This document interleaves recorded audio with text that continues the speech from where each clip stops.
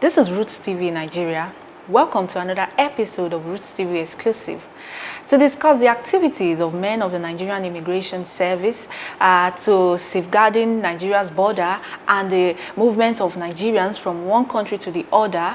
I have the Comptroller General of the Nigerian Immigration Service, Muhammad Babandede. He will be sharing his thoughts on the service.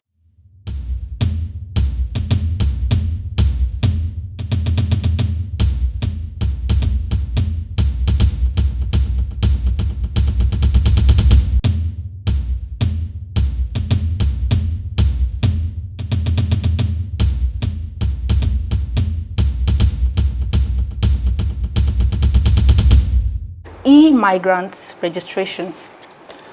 You see, we have a responsibility as a service to ease and facilitate movement of persons into our territory. But at the same time, we have a responsibility to guard the security of this country. So it's a balance between facilitation and security. We have a challenge with the size of the border we have. The land border in particular is vast. We cannot be able to manage it by managing it physically. So we thought that we should improve our control. Yes, we have a visa regime to those who need visa. That's why we deployed biometric visa in certain locations. We have opened many border posts. We have border patrol team. But despite that, you are going to miss some people. Some people will enter our territory through wrong borders, unmanned locations. Not only that, some people will be refusing to depart after they have arrived legally. Somebody may be a visitor for 10 days and may stay longer than that period. Request us to have the data of those who have already entered in our territory. This is very good in terms of statistics, it's very good in terms of control, in terms of development. We felt that we have to take their documentation. Our Immigration Regulation 2017 allows the service. So there's a provision in the law which said that we can keep the register of migrant in any form the Comptroller General may so determine. Looking at that section and the provision of law, the Comptroller General decided that he should keep the register in e-form, which means instead of writing the record of people who are in our territory, we should have it in e-form. This e-form means to have their biometric, to have their picture captured. The law says that any person who enters our territory, stay for a period exceeding 90 days, must register with immigration. We informed Mr. President about this. Mr. President approved that we should do to this documentation. Today we are lucky to say that we have finished the documentation in terms of equipment at 36 states of the Federation and Abuja. We are ready to roll out. But this e-registration is going to be done in two forms. Those who have access to the internet will allow them to start registration e-based. So they will have access through our portal, do documentation, put all the documents they require, they can upload. They will only be required to come to the immigration registration center for their biometric and their pictures. But if you don't have that knowledge, you can come and do the documentation in our office. So this is an e-registration of any person who is not a citizen of Nigeria, who stays in our country exceeding a period of 90 days. And the right of registration is not only on the migrant himself, but a person who provides residency for the migrant. And the law says he should register in the state where he is residing. A residency has been defined as a place where the migrant sleeps. So if you sleep in the farm, and the farm is in Ogun, while your company is registered in Lagos, for example, you will register in Ogun where you are sleeping. Okay. Now, what are the responsibilities of other stakeholders to ensure that this e-migrant project comes to fruition? Education is very important, and enlightenment. The governors in particular, who are the chief security officers of their states, will be engaged at higher level. We hope when there are ministers on ground, we should be able to talk to governors through the appropriate authorities of government, because they need to know who are residing in their territory. If you are non-Nigerian, you are residing in your territory, it's good for the government that we should have those documentation. So we'll engage the state governors, we'll engage local government, we'll engage traditional institution, but the most important is to engage those who provide residency for the migrant. It doesn't matter any type of residency, either a rent or a hotel. Anybody who provides that residency, and that person who provides residency, does not matter whether he's a citizen of Nigeria or a non-Nigerian, has a responsibility by law to report a person who has not registered. This means we have a lot of work to do by engaging the public. I give you an example. You have a hotel. A migrant stays in your hotel 91 days. We will ask you, why didn't you report this person who has not registered? Or you have a house to rent out to a migrant. Are you residing in Nigeria? He said, yes. Okay, you have to show your registration. Otherwise, we'll not give you accommodation. So these are the type of engagement and responsibility we expect from the public. Okay, it looks like Nigeria is the first nation to embark on this project. What prompted it? No, in many countries, there are some countries where, even in the West, where even citizens are registered. Okay. In Western countries, I give you an example. There are countries that not even only registering, but for example, if you are staying in Lagos and you have been transferred to work in Abuja with your car, you will be expected to register your car in Lagos and register in Abuja for monitoring. There are many countries that are happening, so it's not something new. Let me give you an example of many countries, even like Saudi. Just Saudi registry, give even pardon to people who have stayed illegally to register. If they don't register, then they can be removed. So it's not only Nigeria, it's a common thing. So what are the likely benefits or the opportunities Nigeria is likely to achieve with this project? Let me talk to the migrant himself. We tried to make this advertisement in French and in English, and also Chinese language. It is a benefit to the migrant himself. If government knows where you stay, except if you are a criminal in nature, but if you are a good migrant who comes to Nigeria for a good intention, you should be able to be happy that government knows where you are. It's for your safety and for your own protection.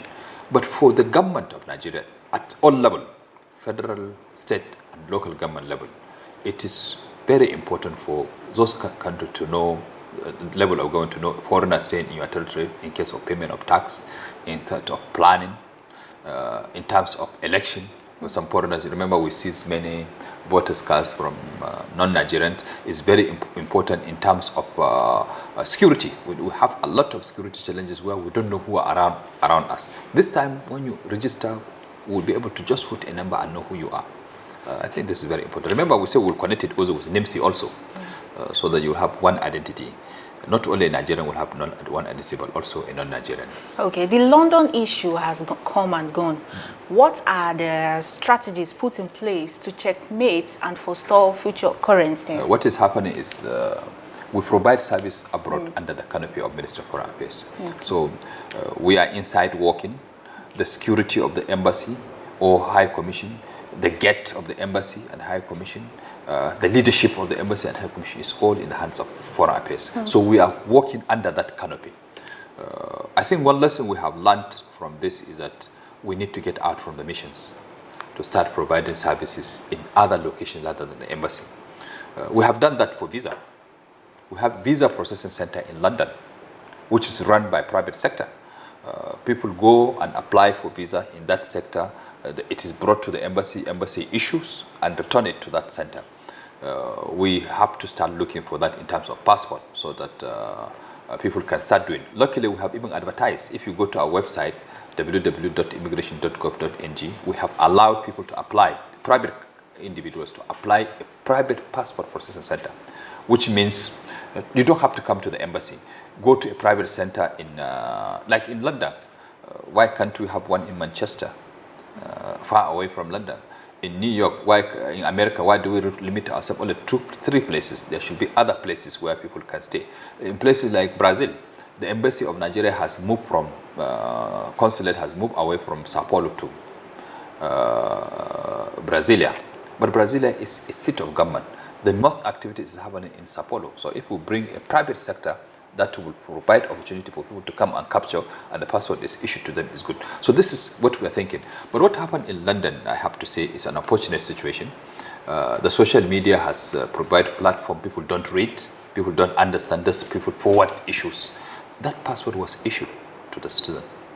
We showed it to the world, and people were angry. Why did we show his identity? But we have no choice. This is it is Nigerian immigration that showed the identity, not the High Commission in London. We have evidence. We issued the passport. We showed it. The problem was he came to the gate. The security man at the embassy told him, we have closed for collection. We could understand the feeling of the Nigerian who came probably from far away. He was agitated. This is quite understandable. We have the responsibility to take care of that kind of temper. But he should have also controlled his temper and come back tomorrow. If he had even left his self-addressed envelope, it could have been delivered to him. He didn't leave it. But even when he was late, he argued. They asked him to bring his slip. We can't give somebody's password to another person. He didn't come with the slip. But this time, yesterday he was in the High Commission. He brought his slip. He came on time within the opening hours, and his password was given to him. But it's a lot of lesson learned. We will continue to engage the Nigerians and provide a better service. Okay, there is a growing concern about the perception Nigerians, applicants have about the service. With this at hand, what are the strategies your service put in place to erase this perception? Because most of the time on social media, many people always have negative comments about Nigerian Immigration Service. I will show you thousands of positive comments about Nigerian immigration. I'm surprised Nigerians don't look at the positive comments. We have shown many positive comments in the same social media about Nigerian Immigration Service. People have commended us. Like, let me give you an example of the Down case in Ottawa. There's a social media being circulated about somebody not happy with the Canadian High Commission in Canada. That thing happened 6 years ago. And do we have more comments about that High Commission than negative comment? So since that time, 6 years ago, a lot of things have happened. The High Commission gave out its press release that this thing happened 6 years ago. So people just keep sending. I think what we need to do with the social media is to find a way how to hold people responsible. Anybody who forward a message, he should be responsible for that message. I speak all the way to my office. I say, if you see correct thing, forward. But make sure whatever you forward, you can defend. That's simple. Or if you have a Twitter group, I think you are a media person. Yeah. If you have Twitter group, you have 10,000 followers, 5,000 followers, you are a small media. So you must make sure whatever you spread is correct. If it is not correct, make sure you can defend it. I think it is high time for us to start thinking for way how to protect others. It's not enough for you just to spread whatever you like about somebody, but you must be able to defend what you spread. If you find something, spread it, but make sure you can defend it. So we are not very bad in social media. Look at our Twitter handle and you find a lot of good stories about us. Okay, now tell us about BVN linkage with the passports. We actually, it's a directive of Mr. President. When we went to him for approval for the new passport regime, Mr. President directed two things: that we must produce the passport locally, and we must connect it with BVN, with the NIN number, National Identity Number. In the Nigerian system now, under this administration, there is going to be one ecosystem. Every person will have one identity, and that identity must be connected to the National Identity Number. It means if you have a driver license, you have a bank card, you have insurance papers, you have a passport, they should be the same person. But I'm sorry to tell you, when we started this new passport, we saw a lot of wonderful things. A lot of Nigerians have different identity in their passport with different identity with national identity number. So we have started, we have kept telling them, go and amend it in the National Identity Management Agency. Because National Identity Management has also connected it with BBN. So you can see one identity. You have a bank account, it will be the same you who have a national identity number, it will be the same you who have a passport. This is a great achievement. I think if there's anything that people will remember about this administration, this should be one of the things. Harmonizing identity, reducing the possibility of identity theft, and this will contribute to national security and development. Okay, Nigerians are apprehensive because of recent move by the United States to deport a handful of Nigerians back to Nigeria. Will you say it's because the diplomatic ties is not strong between our country and the US? As a head of immigration, I'm not appealing for anybody not to be removed who is said illegally, but he should be removed with respect and dignity. I cannot appeal to America to say, keep somebody who is staying illegally in your territory so that he can stay. I'm not going to do that, because I'm not going to accept appeal from America or any government not to remove anybody who stays illegally in our territory. But what we said is that anybody to be removed must be done with human right, with respect, and within the law. And such individuals have the right in the American system for them to appeal if they are deported. I think that's the only thing I can say, but I cannot say it is wrong to deport somebody back to his country if he stays illegally. Okay, sir. It was gathered that from our reports that Nigerians in New York and other countries have similar experiences of not getting their passports, the process faster than it should be, and that the issue in London was like an eye-opener to what they were actually facing, and which has been a growing concern. Let me tell you, things will be much harder as the future comes. Those who have genuine requests, they get their passport quickly. You come and reissue, you get your passport. Those who have difficulties are those who want to change names. Okay. These are the categories. And with a national identity number connected to us. Okay. And with national identity number connected to BVN. Okay. I said getting passport by changing names will be more harder.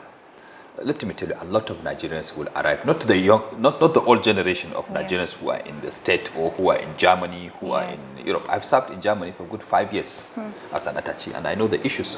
Somebody will just arrive a country in Europe and declare political asylum. Okay. He will take another name. But we have an e-passport real-time online. You can't change your data.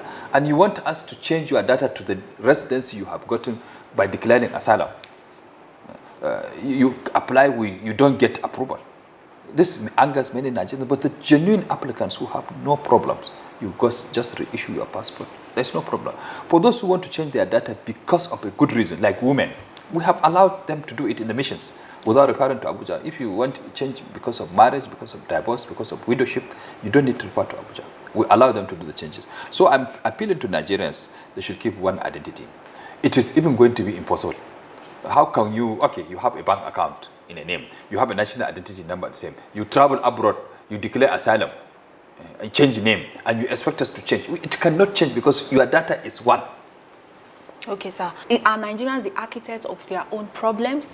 And the issue of giving fast visa, doing visa applications faster for high network Nigerians, many have seen that as cheating because they are not as privileged as those. I need you to clarify on that. It's not a visa.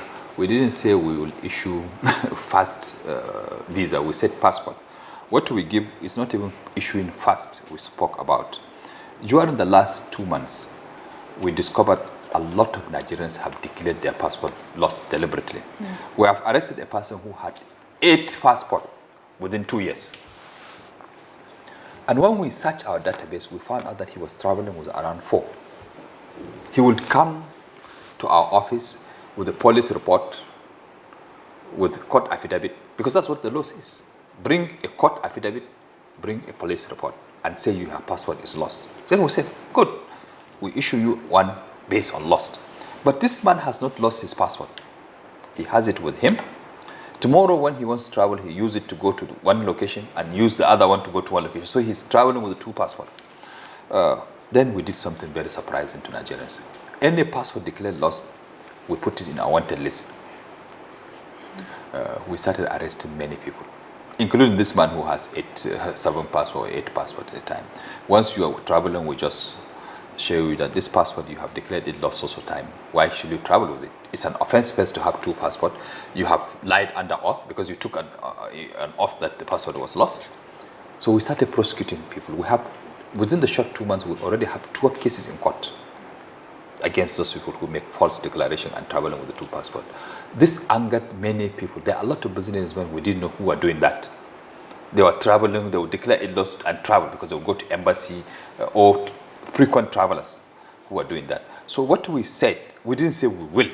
We said it is good to think of a possibility of giving high net travelers. We're not talking of the speed of issuance. We're talking about possibility of multiple passports. If you are a frequent traveler, like you're a preacher, I know a lot of pastors who travel a lot. Or if you are a businessman, I know a lot of businessmen who spend every week they are traveling. They put their embassy in US embassy, they need to put it in German embassy, they need to take it to South African High Commission. If you are a great researcher or a professor who travels a lot, because you are required to deliver a lecture somewhere. So we're talking of high net travelers, not to have quick passport, but to have passport more than one legally. We're just thinking about it. So people should not say we have done it, but we said it's a possibility we should see, because other countries are doing it. It's not only Nigeria. Okay. There are countries that have 2 passports for high net travelers who probably even their nationals would give them opportunity, because their passport, when you go to one country, you will not be allowed to go to another country. So you give opportunity to somebody to make multiple trips. He's not a criminal. But we said this will be paid for, and that it will be subject to security clearance. We are just muting it out. We didn't say we will. So it's good to test it. If somebody thinks it is injustice for a frequent traveler to have 2 passports, fine. But it's not injustice. We didn't say we'll issue it within a second for him. The law says we should issue after biometric capture 48 days if there are no problems, 48 hours. We are doing well. Go to a lot of agencies in this country who you will capture, you will never get your document. Please, people should realize that we are different. There are a lot of agencies who you can capture, you cannot get your issue after 1 month, 2 months. And go to other part of the world, do research. How many days does it take to give passport in other part of the world? Just don't limit yourself to Nigeria. Nigeria should appreciate by looking at, I know many countries, even in our neighborhood, it takes you clearly 14 days to get a passport after you have captured. So we are not giving any special treatment to rich men, as people assume. And we most sincerely thank you so much for your time. Thank you so much. Yeah. Thank you. We appreciate it. And I have been speaking with the Comptroller General Nigerian Immigration Service, Muhammad Babandede. He has shared his thoughts on the activities of men of the Nigerian Immigration Service and also appealed to Nigerians to follow due process. This is where we draw the curtain on today's episode of Roots TV Exclusive. Keep watching Roots TV Nigeria.